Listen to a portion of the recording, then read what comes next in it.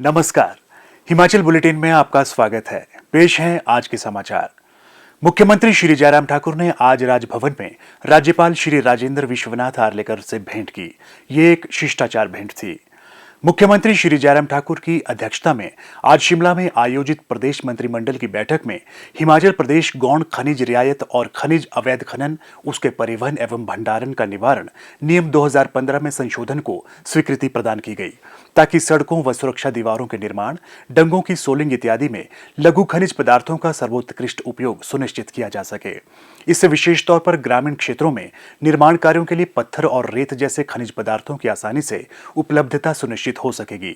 बैठक में निर्णय लिया गया कि राज्य सरकार के विभिन्न विभागों और एजेंसियों से संबंधित सड़कों के निर्माण कार्यों के दौरान उत्पन्न होने वाले गौण खनिज पदार्थों के उसी कार्य के लिए उपयोग की अनुमति खनन अधिकारी प्रदान करेंगे।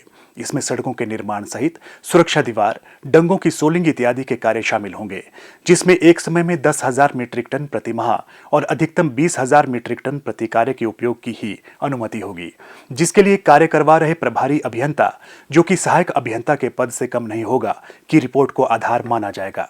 मंत्रिमंडल ने इसमें एक नियम सम्मिलित करने का भी निर्णय लिया, जिसमें यह प्रावधान किया गया है कि यदि कोई व्यक्ति खनन लीज होल्डर नहीं है और उसने नियमों का उल्लंघन नहीं किया है और ट्रांजिट फॉर्म उपलब्ध नहीं करवा सका है, तो उसे प्रचलित दरों पर रॉयल्टी और रॉयल्टी के 25% जुर्माने का भुगतान करना होगा। बैठक में कोविड-19 महामारी के कारण लागू नाइट कर्फ्यू हटाने का भी निर्णय लिया गया।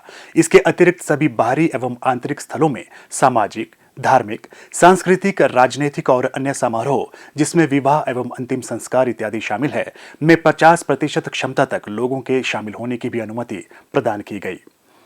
मुख्यमंत्री श्री जयराम ठाकुर ने आज शिमला में हिमाचल प्रदेश व्यापार मंडल के साथ आयोजित बैठक की अध्यक्षता करते हुए व्यापारियों की सुविधा के दृष्टिगत राज्य में वस्तुओं पर बाजार शुल्क को युक्तिसंगत बनाने के लिए कृषि सचिव की अध्यक्षता में एक समिति का गठन करने की घोषणा की। मुख्यमंत्री ने कहा कि राज्य सरकार व्यापारियों के कल्याण के लिए प्रतिबद्ध है और इस उद्देश्य से कई योजनाएं शुरू की गई है। सरकार द्वारा उनके व्यवसाय के सुचारू संचालन के लिए भी विभिन्न योजनाएं संचालित की जा रही हैं और ईज ऑफ डूइंग बिजनेस की रैंकिंग में 16वीं से 7वीं रैंक तक का सुधार हुआ है।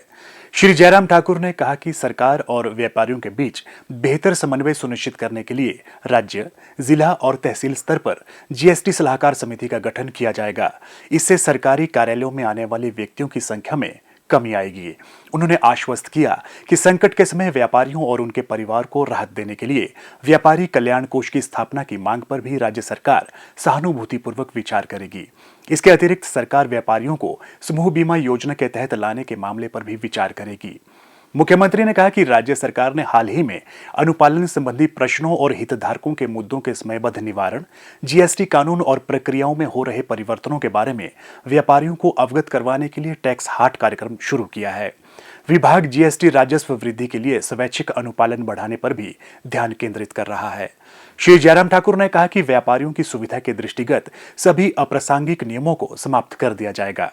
व्यापारी कल्याण बोर्ड की बैठकें नियमित रूप से आयोजित की जाएंगी, ताकि व्यापारियों के कल्याण से संबंधित मुद्दों पर चर्चा की जा सके। उन्होंने कहा कि सरकार यह भी सुनिश्चित करेगी कि दुकानों से सैंपल लेने वाले स्वास्थ्य अधिकारी या कोई भी सरकारी प्राधिकारी इस संबंध में व्यापारियों को तुरंत भुगतान करे। मुख्यमंत्री ने कहा कि सरकार दुकानों और अन्य व्यावसायिक प्रतिष्ठानों के खुलने और बंद होने के समय को भी युक्तिसंगत बनाएगी, ताकि व्यापारियों के हित सुरक्षित रखते हुए उन्हें सुविधा प्रदान की जा सके। इसके उपरांत पत्रकारों से अनौपचारिक बातचीत करते हुए मुख्यमंत्री ने कहा, मेरा ये मानना है कि व्यापारियों का बहुत बड़ा कंट्रीब्यूशन है।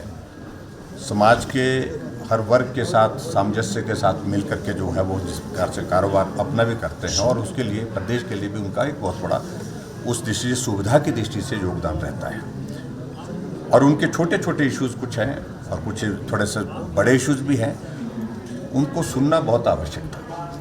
और इससे पहले भी हमारी इस प्रकार की बैठक तो नहीं हो पाई थी, जिसको स्ट्रक्चर्ड मीटिंग नहीं हो पाई थी, लेकिन फिर भी उसके बावजूद व्यापार मंडल के साथ प्रदेश के पदाधिकारियों के साथ मेरा पहले भी मिलना हुआ था। मंडी में मिलना हुआ था, शिमला में भी मिलना हुआ था।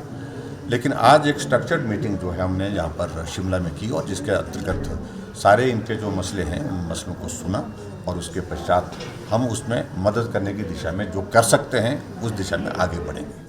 स्वास्थ्य एवं परिवार कल्याण विभाग द्वारा दोपहर 2 बजे जारी बुलेटिन के अनुसार प्रदेश में कोरोना संक्रमण की जांच के लिए आज 1350 लोगों के सैंपल लिए गए, जिनमें से 203 लोगों की रिपोर्ट नेगेटिव पाई गई है, जबकि 1107 लोगों की रिपोर्ट आना बाकी है। अभी तक 43,64,816 लोगों की जांच की जा चुकी है, जिनमें से 40,85,657 सैंपल की जांच नेगेटिव पाई गई है। प्रदेश में कुल 2,78,047 लोगों में कोरोना वायरस के संक्रमण की पुष्टि हुई है, जिनमें से 2,70,100 लोग इस बीमारी से ठीक हो चुके हैं और 3,882 व्यक्ति उपचाराधीन हैं। हिमाचल बुलेटिन देखने के लिए सब्सक्राइब करें YouTube channel IPR Himachal, follow करें ट्विटर @DPRHP, लाइक करें Facebook page information and public relations department Himachal Pradesh, visit करें वेबसाइट www.himachalpr.gov.in। इस अंक में इतना ही। कल फिर होगी मुलाकात, दीजिए इजाजत। नमस्कार।